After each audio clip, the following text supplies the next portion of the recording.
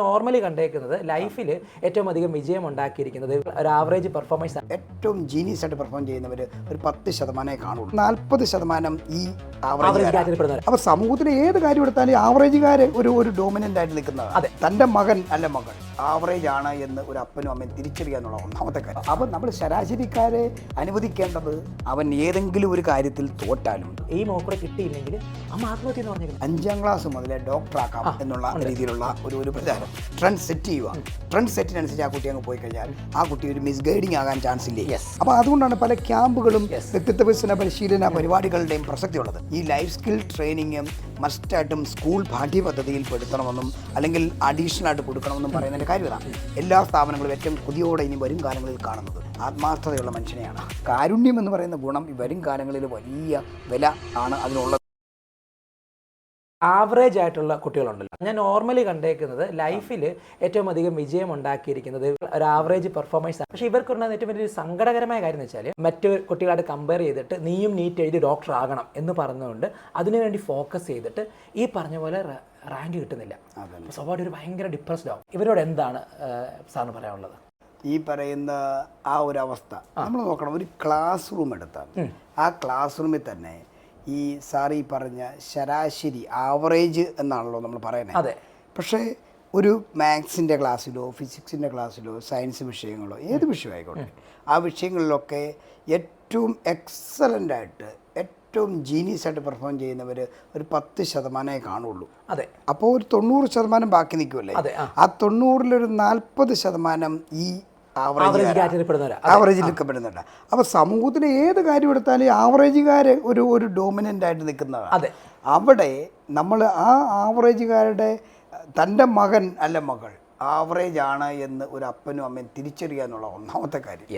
അത് അസസ് ചെയ്യാനുള്ള വളരെ സിസ്റ്റമാറ്റിക് സ്റ്റാൻഡേർഡൈസ്ഡ് ആയിട്ടുള്ള ടൂളുകളും ഇൻ്റലക്ച്വൽ ടൂളുകളും എല്ലാം ഉണ്ട്.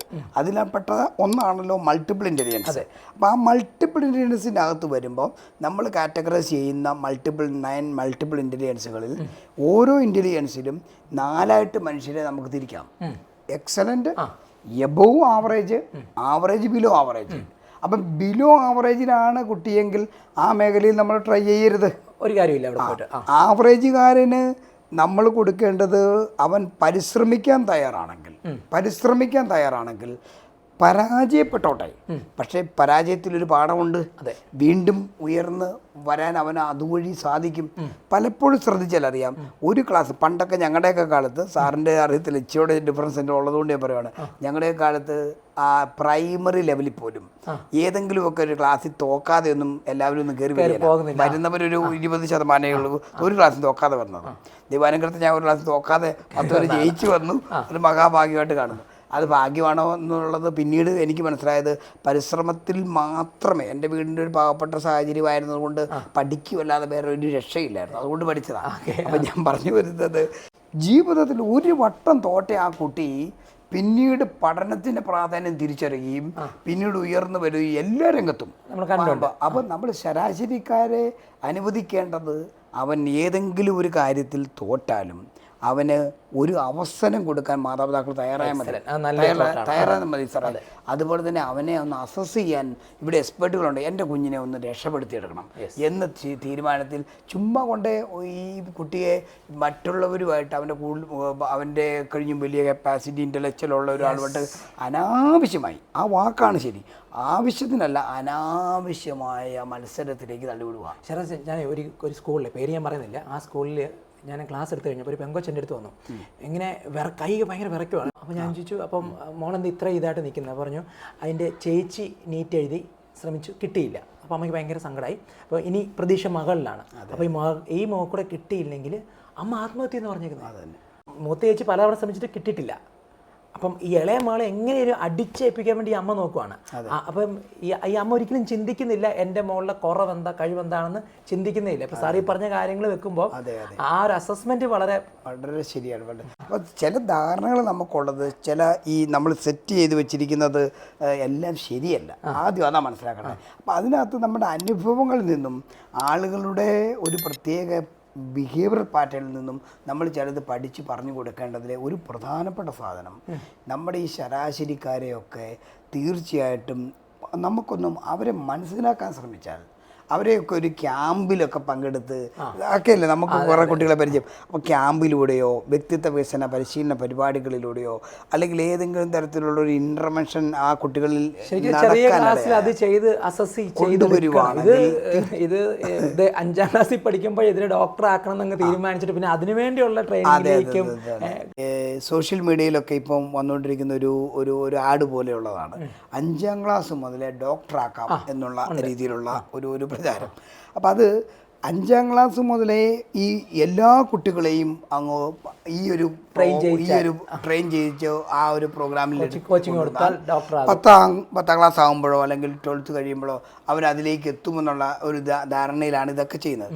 ഇത് കാണുന്ന മാതാപിതാക്കൾ തങ്ങളുടെ കുട്ടികളെ, ഒരുപക്ഷെ നമ്മൾ ഈ മുമ്പേ പറഞ്ഞാൽ ആവറേജ് ആയിട്ടുള്ള ഇൻ്റലിജൻസ് ഉള്ള കുട്ടിയും ഇതിനകത്തേക്ക് ചെന്ന് പെടാം, ഇന്ന് പെടുവല്ല ആഗ്രഹിക്കാം, ചെന്ന് കഴിഞ്ഞാൽ അവൻ ഡോക്ടർ ആകും നിഗമനത്തിൽ അങ്ങനെ എത്താം. അപ്പോൾ ആ കുട്ടിക്ക് മറ്റൊരു ആളാവാനും കോൺട്രിബ്യൂട്ട് ചെയ്യാനുമുള്ള സവിശേഷ സ്വഭാവ ഗുണങ്ങളോടെ ജനിച്ചിരിക്കുന്ന ഒരു കുട്ടി ഈ പറയുന്ന ട്രെൻഡിനനുസരിച്ച് it's setting a trend set ചെയ്യുക. ട്രെൻഡ് സെറ്റിനനുസരിച്ച് ആ കുട്ടി അങ്ങ് പോയി കഴിഞ്ഞാൽ ആ കുട്ടി ഒരു മിസ്ഗൈഡിങ് ആകാൻ ചാൻസ് ഇല്ലേ? അപ്പോൾ അവിടെയാണ് നമ്മൾ ഈ കുട്ടികളുടെ ഇൻ്റലിജൻസ് ഒക്കെ അസസ് ചെയ്യേണ്ടത്. ഇൻ്റലിജൻസ് അസസ് ചെയ്ത് അല്ലെങ്കിൽ ആ കുട്ടികളെ അവരെ ഒന്ന് മനസ്സിലാക്കാൻ ശരിക്കും സെൽഫ് എക്സ്പ്ലോറായി അവരുടെ യുണീക്ക്നെസ് തിരിച്ചറിഞ്ഞ് അവരുടെ പർപ്പസ്ഫുൾ ആയിട്ടുള്ള ലൈഫ് നയിക്കാനാണ് നമ്മൾ പഠിപ്പിക്കുന്നത്. അതാണ്. അപ്പോൾ അതുകൊണ്ടാണ് പല ക്യാമ്പുകളും വ്യക്തിത്വ വികസന പരിശീലന പരിപാടികളുടെയും പ്രസക്തിയുള്ളത്. ഇവിടെയാണ് ഈ ലൈഫ് സ്കിൽ ട്രെയിനിങ്സ് ഒക്കെ വരുന്നത്. യുനിസെഫ് പോലും കൊടുത്തിരിക്കുന്ന ഈ ലൈഫ് സ്കിൽ ട്രെയിനിങ് മസ്റ്റായിട്ടും സ്കൂൾ പാഠ്യപദ്ധതിയിൽ പെടുത്തണമെന്നും അല്ലെങ്കിൽ അഡീഷണൽ ആയിട്ട് കൊടുക്കണമെന്നും പറയുന്നതിൻ്റെ കാര്യം ഇതാണ്. അതിനകത്താണ് ഡിസിഷൻ മേക്കിംഗ് വരുന്നത്, പ്രോബ്ലം സോൾവിങ് വരുന്നത്, ക്രിട്ടിക്കൽ തിങ്കിങ് വരുന്നത്, ക്രിയേറ്റീവ് തിങ്കിങ് വരുന്നു, അതുപോലെ തന്നെ ഇഫക്റ്റീവ് കമ്മ്യൂണിക്കേഷൻ വരുന്നു, എമ്പതി വരുന്നു. ഈ എമ്പതി ഇല്ലാത്ത, കരുണയില്ലാത്ത ഒരു തലമുറ വന്നാൽ ആർട്ടിഫിഷ്യൽ ഇൻ്റലിജൻസിൻ്റെ വരവോടുകൂടി നമ്മൾ മനസ്സിലാക്കണം, ലോകത്ത് സാധാരണഗതിയിൽ നമ്മൾ ചെയ്യുന്ന പല കാര്യങ്ങളും ഇന്ന് റീപ്ലേസ് ചെയ്യപ്പെടും. എഐക്ക് ചെയ്യാൻ പറ്റും. പക്ഷേ എഐക്ക് ചെയ്യാൻ പറ്റാത്ത ഒരു കാര്യമാണ് എല്ലാ സ്ഥാപനങ്ങളും ഏറ്റവും കൊതിയോടെ ഇനി വരും കാലങ്ങളിൽ കാണുന്നത് ആത്മാർത്ഥതയുള്ള മനുഷ്യനെയാണ്, കരുണയുള്ള മനുഷ്യനെ, എമ്പതി. അതുകൊണ്ട് കരിയറിനെ കുറിച്ച് സംസാരിക്കുമ്പം നീ നല്ല ഒരു കർഷകനാകാൻ പോലും അവനോട് പറഞ്ഞു കൊടുത്താൽ അതിൻ്റെ ആ നല്ല എന്നുള്ളതിൻ്റെ അകത്ത് വലിയ അർത്ഥമുണ്ട്. ഒരു നല്ല കർഷകൻ വേണം.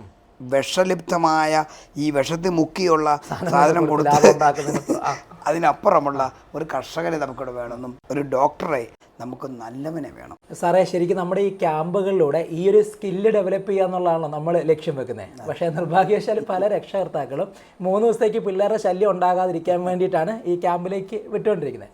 അപ്പം ശരിക്കും ഈ ലൈഫ് സ്കിൽസിനെ കുറിച്ച് പേരൻസിൻ്റെ അറിവിലേക്കായിട്ട് കുറച്ച് കാര്യങ്ങൾ പങ്കുവെക്കാവും. നമ്മുടെ ഈ മൾട്ടിപ്പിൾ ഇൻ്റലിജൻസും അതുപോലെ ഈ ലൈഫ് സ്കിൽസും തമ്മിൽ നല്ലൊരു കോറിലേഷൻഷിപ്പ് ഉണ്ട്. അതായത് പ്രോബ്ലം സോൾവിങ് സ്കില്ലുള്ള ഒരു കുട്ടി, പ്രോബ്ലം സോൾവിങ് വരുന്നത് ലോജിക്കൽ മാത്തമാറ്റിക്സ് ആൾക്കാണ്. ഓക്കെ, അത് ആ ആൾക്ക് പ്രോബ്ലം സോൾവിങ് സ്കില്ലുള്ള ഒരാൾക്ക് അതേപോലെ തന്നെ അനലിറ്റിക്കൽ സ്കില്ല് കാണും, ക്രിട്ടിക്കൽ തിങ്കിങ് കാണും, അതേപോലെ തന്നെ ന്യൂമറിക്കൽ എബിലിറ്റി കാണും, റീസണിങ് കാണും. ഇതെല്ലാം കോർ കോമ്പിറ്റൻസി അവർക്ക് കാണും എന്നുള്ളതാണ്. അപ്പോൾ ആ ലൈഫ് സ്കില്ല് ഉള്ളൊരാൾക്ക് ഈ കോർ കോമ്പിറ്റൻസി ഉണ്ട് എന്നുള്ളതാണ്. ഇനി അതേപോലെ തന്നെയാണ് കമ്മ്യൂണിക്കേഷൻ്റെ വരുമ്പം ലിംഗ്വിസ്റ്റിക് സ്കില്ലൊരാൾക്ക് റൈറ്റിങ്, റീഡിങ്, സ്പീക്കിങ്, ലിസണിങ് ഇതെല്ലാം കൂടെ ചേരുന്ന ഒരു കോർ കോമ്പിറ്റൻസി വരുന്നു എന്നുള്ളതാണ്. അപ്പോൾ കമ്മ്യൂണിക്കേഷൻ, ഇഫക്റ്റീവ് കമ്മ്യൂണിക്കേഷൻ എന്ന് പറയുന്നത് ലിംഗ്വിസ്റ്റിക് സ്കില്ലാണ് ഒരാളുടെ. അപ്പം മൾട്ടിപ്പിൾ ഇൻ്റലിജൻസും ഇത് തമ്മിലുള്ള ഒരു റിലേഷൻഷിപ്പ് ഉണ്ടല്ലോ. എമ്പതി ആർക്കാണ്? എമ്പതി എന്ന് പറഞ്ഞാൽ ഇൻ്റർപേഴ്സണൽ സ്കില്ലൊരാൾക്ക് വരാം. നാച്ചുറലിസ്റ്റിക് ഇൻ്റലിജൻസ് ഉള്ള ഒരാൾക്ക് എമ്പതി കൂടും. അപ്പം അല്പം കൂടി ഈ മൃഗങ്ങളോടുള്ള സ്നേഹം, അതുപോലെ തന്നെ മനുഷ്യരോടുള്ള സ്നേഹം, ഈ ഇൻ്റലിജൻസ് മൾട്ടിപ്പിൾ ഇൻ്റലിജൻസ് ഉള്ള ഒരാൾക്ക് എമ്പതി ഉണ്ടാവും. എമ്പതറ്റിക്കൽ സെൻസ് അവർക്കുണ്ട്. അപ്പോൾ എമ്പതി എന്ന് പറയുന്ന ഗുണം, കാരുണ്യം എന്ന് പറയുന്ന ഗുണം വരും കാലങ്ങളിൽ വലിയ വില ആണ് അതിനുള്ളത്. വലിയ മാർക്കറ്റാണ് അതിനകത്ത് നമ്മുടെ ഒരു വ്യക്തിക്കുള്ളത്. ഇത് തമ്മിലുള്ള ഒരു കോറിലേഷൻഷിപ്പ് പേരൻസിന് മനസ്സിലാക്കാൻ, ചെറുപ്രായത്തിൽ തന്നെ മനസ്സിലാക്കാൻ ഇടയാവുകയാണെങ്കിൽ, അങ്ങനൊരു അവസരങ്ങൾ കിട്ടുകയാണെങ്കിൽ തീർച്ചയായിട്ടും ഈ ലൈഫ് സ്കില്ല് അറിഞ്ഞാലും മതി. ലൈഫ് സ്കില്ല് അറിയുമ്പോൾ അവർക്ക് ഒരു മൾട്ടിപ്പിൾ ഇൻ്റലിജൻസ് അസസ്മെൻറ്റ് ആ ഒരു ഘട്ടത്തിൽ ഇല്ലെങ്കിലും കുഴപ്പമില്ല. ശരിക്കും മൾട്ടിപ്പിൾ ഇൻ്റലിജൻസ് ടെസ്റ്റിൻ്റെ ആവശ്യമില്ല. 10ാം ക്ലാസ്സിനകം ഈ ലൈഫ് സ്കിൽസ് കൃത്യമായിട്ട് തിരിച്ചറിയാൻ പേരൻസിന് സാധിച്ചാൽ. പക്ഷേ എല്ലാവർക്കും സാധിക്കുന്നുണ്ടോ? ഇല്ല.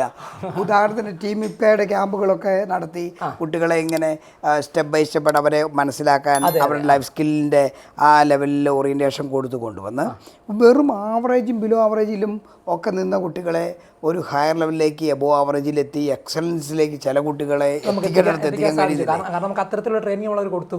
അവർ നമ്മൾ പല ഫീൽഡുകളിൽ കൊണ്ടുപോയി. പാചകം ചെയ്യിച്ചു, തയ്ക്കാനായിട്ട് സ്വിമ്മിങ് പഠിപ്പിച്ചു, അവരെ സ്ഥാപനങ്ങളിൽ കൊണ്ടുപോയി, പത്ര ഓഫീസുകളിൽ കൊണ്ടുപോയി, അങ്ങനെ ഓരോ സ്ഥലങ്ങളിൽ കൊണ്ടുപോയി അവരുടെ ഈ പറഞ്ഞ ലൈഫ് സ്കിൽസ് നമുക്ക് ഡെവലപ്പ് ചെയ്യാൻ സാധിച്ചതുകൊണ്ടാണ്. സ്കില്ലിൻ്റെ പ്രാധാന്യം, ലൈഫ് സ്കില്ല് എന്ന് പറയുന്നത് നമ്മൾ ആ ലൈഫ് സ്കില്ല് ഒരു കുട്ടിയുടെ അറിഞ്ഞു കഴിയുമ്പം ശരിക്കും നമ്മൾ അവരെ ഗ്ലോബലി എത്തിക്കുക, ഗ്ലോബൽ തിങ്കിങ്ങിൽ എത്തിക്കുക. എന്താ ഗ്ലോബൽ തിങ്കിങ്?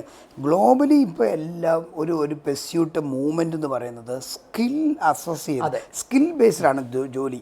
നമ്മളിപ്പോൾ ഒരു ഡോക്ടറേറ്റ് ഒക്കെ ഉള്ള ആളാണെ പോലും അല്ലെങ്കിൽ ഒരു എല്ലാവിധ എഡ്യൂക്കേഷൻ ക്വാളിഫിക്കേഷൻ ഉണ്ടെങ്കിലും ഈ വിദേശ രാജ്യങ്ങളിൽ എസ്പെഷ്യലി യൂറോപ്യൻ രാജ്യങ്ങളിലൊക്കെ ജോലി കിട്ടുന്നത് അവൻ്റെ സ്കിൽ ബേസ്ഡായിട്ടാണ്. അപ്പോൾ സ്കില്ലിൻ്റെ പ്രാധാന്യം എന്താണ്? ആക്യുറേറ്റായിട്ട് അവൻ്റെ എബിലിറ്റി പ്രകടിപ്പിക്കാനുള്ള കഴിവാണ്. ആ കഴിവുള്ളവരെ അത് ഡിമാൻഡ് ചെയ്യുന്ന ഇൻഡസ്ട്രിക്കും ആ സ്ഥാപനങ്ങൾക്കും ആവശ്യമുണ്ട്.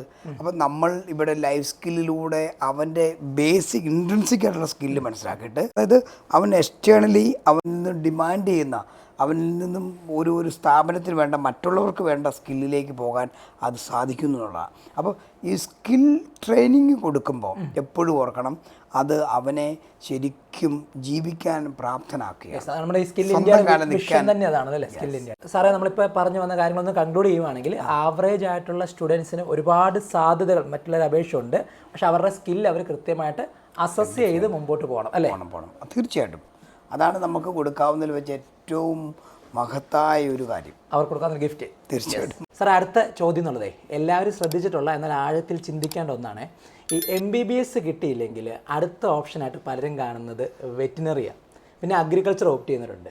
ശരിക്കും ഇതൊരു പർപ്പസിൽ നിന്ന് ഡീവിയേറ്റ് ചെയ്തുള്ളൊരു പോക്കല്ലേ? അപ്പോൾ നമ്മുടെ ഹഗിൻ്റെ G എന്നുള്ളത് ഗ്രോ പർപ്പസ്ഫുള്ളി എന്നാണ്. അപ്പം MBBS കിട്ടാത്ത ആൾ ഇങ്ങനെ ആ പർപ്പസിൽ നിന്ന് ഡീവിയേറ്റ് ചെയ്യുന്നതിനെ കുറിച്ച് സാർ എന്താ പറയാനുള്ളത്?